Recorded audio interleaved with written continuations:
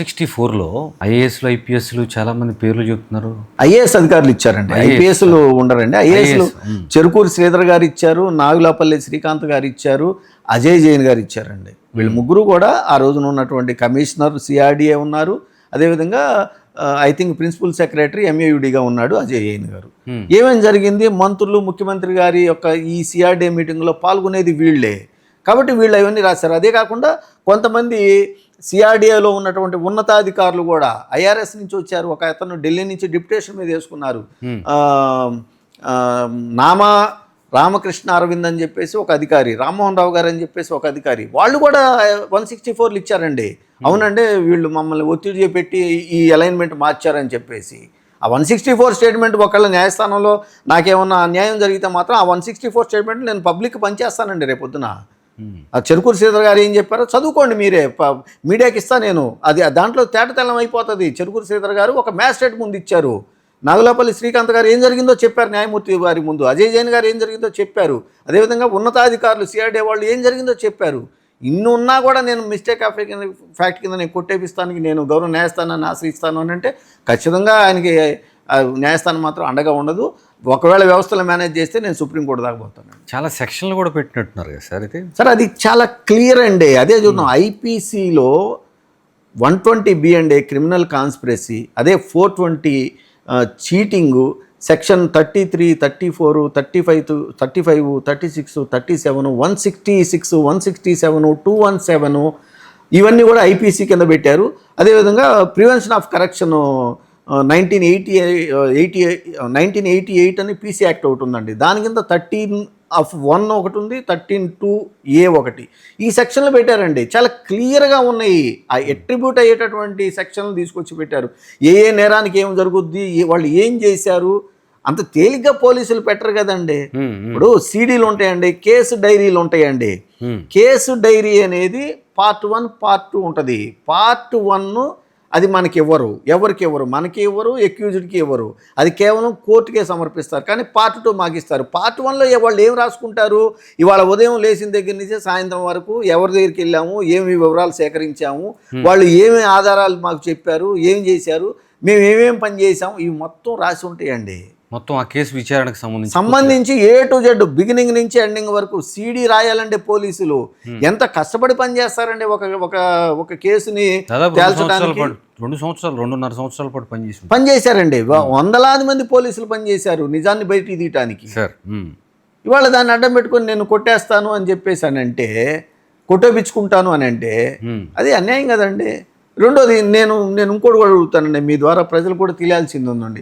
రేపొద్దున ఎవరన్నా ఒక డబ్బున్న వ్యక్తో లేదా పరపతి కలిగినటువంటి వ్యక్తో, ఒక వ్యక్తి అనుకోకూడదు, ఏదన్నా ఒక హత్య జరిగింది లేదంటే ఒక మానభంగం జరిగింది, ఇలాంటి ఏదైనా పెద్ద తప్పులు జరిగినప్పుడు అతని మీద పోలీసులు కష్టపడి ఎఫ్ఐఆర్ నమోదు చేసి ఛార్జ్షీట్ వేసిన తర్వాత అతను తన పరపతిని ఉపయోగించో లేదా మారితే ఇలాంటి ప్రభుత్వాలు చంద్రబాబు నాయుడు గారు లాంటి దుర్మార్గులు అధికారంలోకి వచ్చినప్పుడు వాళ్ళని పట్టుకొని పోలీసులను మేనేజ్ చేసుకొని ఒత్తిడి తీసుకొచ్చి పోలీసుల మీద నేను మళ్ళీ మిస్టేక్ ఆఫ్ ఫ్యాక్ట్ కింద కొట్టేపించుకుంటానండి అని చెప్పేసి ఇవాళ ఈ జడ్జి గారు ఇచ్చినటువంటి ఆర్డర్ని పట్టుకొని ఒకవేళ ఇస్తే ఎవరు నాకు తెలిసి ఇస్తే ఇలాంటి ఆర్డర్ని పట్టుకొని రేపొద్దున వెళ్తే కొట్టేస్తారు కదండి. ఇదా మనం కోరుకునేటటువంటి పరిపాలన? ఇలానా మీరు పోలీసుల మీద ఒత్తిడి తీసుకొచ్చేది? తప్పు చేస్తే ఇప్పుడు మీరు చూడండి, కేజ్రీవాల్ గారు లిక్కర్ కేసులో కోర్టు ముందుకెళ్ళి నిలబడ్డాడు, కోర్టు తేల్చింది ఆయన నిర్దోషి అని. మీరు కూడా వెళ్ళండి, కోర్టుకి వెళ్ళండి, కోర్టులో ఫైట్ చేసుకోండి, దానికి ఒక సిస్టమ్ ఉంది. అంతే తప్ప మిస్టేక్ ఆఫ్ ఫ్యాక్ట్ నేను తప్పు చేశాను అని చెప్పేసి ఇక్కడ చూడండి విచిత్రం, ఎంత దుర్మార్గమైనటువంటి ఆలోచన చంద్రబాబు నాయుడు. బహుశా ఆయన ఒక్కడే చేస్తాడు ఈ ప్రపంచంలో. అదేంటంటే ఆయన మాత్రం నేనేం చేశాను, నేనేం చెప్పాను, నేను ఎవరికి ఆదేశాలు ఇచ్చాను అంటాడు. కానీ అదే ఐఓ గారి మీదని ఏది 2024లో ఛార్జ్షీట్ వేసినటువంటి అధికారిని, అదే అధికారి చేత ఇవాళ ఏం తప్పు జరగలేదు అని చెప్పి తూచి అసలు ఏం జరగలేదు, అసలు కేసే లేదని చెప్పి మళ్ళీ ఏపిస్తున్నాడు అని అంటే ఏ స్థాయిలో ఆ ఐఓ గారి మీద పోలీసుల మీద చంద్రబాబు నాయుడు గారి తెరానికి మాలుండి ఒత్తిళ్లు తీసుకొచ్చి ఉంటాడో గమనించండి సార్. అధికారం మారినప్పుడల్లా ఇలా కేసులు తీయించేసుకుంటే ఏమంటే ఇందిరాగాంధీ గారు, పివి నరసింహరావు గారు, శిబు సోరెన్ గారు, ఎంతమంది పెద్దలు గౌరవ న్యాయస్థానాల ముందు నిలబడి వాళ్ళ మీద ఇలాంటి ఏమన్నా కేసులు వచ్చినప్పుడు నిలబడి వాళ్ళు శిక్షలు కూడా అనుభవించారండి.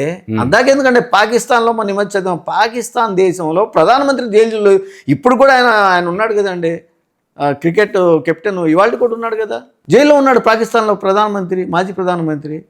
మీరేం చట్టానికి అతిథులు అందరం ఒకటే కదా చట్టం ముందు. తప్పు చేసి ఉంటే ఫైట్ చేసుకోండి, న్యాయస్థానం తెలుస్తుంది మీరు తప్పు చేశారో లేదనేది, కట్టుబడి ఉంటాం కదా న్యాయస్థానం తీర్పుకి. అది చేయకుండా పోలీసుల మీద ఒత్తిళ్లు తీసుకొచ్చి నా కేసుని నేను విత్డ్రా చేయించుకుంటాను అని అంటే అసలు ఇంక న్యాయస్థానాలు ఎందుకండి? తప్పు కదా ఇది. ఇదే మీకు నేర్పేది. మీరు ఇలా ఉండారు కాబట్టి మీ అబ్బాయి రెడ్ బుక్ రాజ్యాంగం అని పట్టుకొని తిరుగుతూ ఉంటాడు దేశం అన్నమాట. తప్పు కదండి. అసలు ఆ అబ్బాయి అయినా తెలుసుకోవాలి. రూల్ బుక్, బ్లూ బుక్ అండి. ప్రతి ఆఫీసులో బ్లూ బుక్ ఉంటుంది. పరిపాలన ఎలా చేయాలని రాసి ఉండేదాన్ని బ్లూ బుక్ అంటారు గవర్నమెంట్లో. ఆ బ్లూ బుక్ని ఫాలో అవ్వాలి. కానీ మనుషులు, అధికారులు కానివ్వండి, రాజకీయ నాయకులు కానివ్వండి, అధికారంలో ఉన్నప్పుడు రెడ్ బుక్ రాజ్యాంగం ఏందండి ఇది? ఏమనుకుంటున్నాడు ఆయన? ఇది ప్రజాస్వామ్యం అండి, ఇదేం డిక్టేటర్షిప్ కాదు. రేపొద్దున మీరు ప్రజాస్వామ్యంలో మీరు ఓడిపోతే, ప్రజలు మీకు తీర్పు ఇస్తే ఓడిపోయేటట్టుగా ఏమవుతారు మీరు? డిజిటల్ బుక్ అంటుందిగా వైసీపీ కూడా. నేను చూడలేదండి, అసలు వినలేదు కూడా, ఫస్ట్ టైం. లిటరల్లీ నేను అనేవారండి అసలు ఈ నాకు తెలియని కూడా తెలియదు. నేను వ్యవసాయం చేసుకుంటున్నాను పోయి. సరే డిజిటల్ బుక్ అన్నా కూడా ఎవరు ఏమైనా కూడా నేను చెబుతున్నదండి, కక్షలు తీర్చుకోవడానికి కాదు కదండి రాజకీయాలు ఉంది. ఇంతకుముందు ఎప్పుడు లేవు కదండి. ఇవాళ ఈ దేశంలో ఏ రాష్ట్రంలో కూడా ఇలా లేదు కదా. ఒకవేళ వైసీపీ తప్పు చేసిందని మీరు అనుకున్నారనుకోండి, మీరు మంచి చేసి ప్రజల హృదయాల్లో స్థానాలు గెలుచుకోండి, ప్రజలు తీర్పిస్తారు కదా. అది ఏ నేపథ్యంలో మీరు పెట్టారు? ఏం జరిగిందని పెట్టారు? అంటే ఎస్ఐన్ ల్యాండ్ కూడా ఇదేనండి. రాజధానికి సంబంధించి చంద్రబాబు నాయుడు గారు ఏం చేశారంటే, ఇప్పుడు ఎస్ఐన్ అంటే ఏంటి అని అంటే, నిరుపేద దళితుడు ఎవరైనా సరే, అయ్యా నాకు భూమి లేదు, నేను పంట పండించుకొని నేను బతుకుతాను, నాకు బతుకు తెరువు చూపించండి అని చెప్పి కలెక్టర్ గారికి ఎవరికైనా అర్జీ పెట్టుకుంటే ప్రభుత్వం కొంత భూమిని కేటాయిస్తుంది వాళ్ళకి. దాని మీద వాళ్ళు ఫలసాయం పొందటానికి హక్కుదారులు మాత్రమే. ప్లస్ ఆ ఇంటి యజమాని కనుక ఆయన తరం అయిపోయిన తర్వాత ఆయన పిల్లలకి వస్తుంది. కానీ అది రిజిస్టర్డ్ కాదు. అది వాళ్ళు కూడా అమ్ముకోలేరు, ట్రాన్స్ఫర్ చేసుకోలేరు. ఏమండి, అది చట్టంలో రాయబడి ఉంది. 1977 యాక్ట్ అండి. ఏమండి, పిఓటి యాక్ట్ అంటారు దాన్ని.